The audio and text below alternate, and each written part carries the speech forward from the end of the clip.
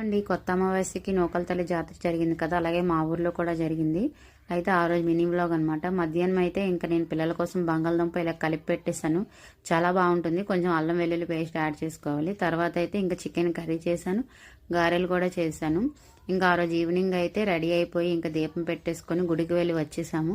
గుడికి వెళ్ళి వచ్చేసాక ఇలాగ మా పిల్లలు నా కోసం బెల్లం తురిమేస్తున్నారు అనమాట.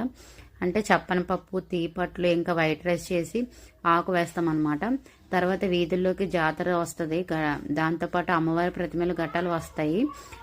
మనం అవి ఘటాలు మోసే వాళ్ళ కాళ్ళు కడిగి తర్వాత మనం చేసిన ప్రసాదాన్ని మనం వాళ్ళకి ఇచ్చేస్తే వాళ్ళు గుడి దగ్గర తీసుకెళ్ళి అమ్మవారికి సమర్పిస్తారనమాట.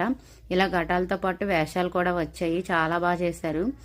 తర్వాత అయితే ఇంకా మనం కాలు కడిగేసేసి నేను చేసినవన్నీ ఇచ్చేసాను. వీడియో నచ్చితే లైక్ చేసి ఛానల్ని సబ్స్క్రైబ్ చేయండి. Thank you.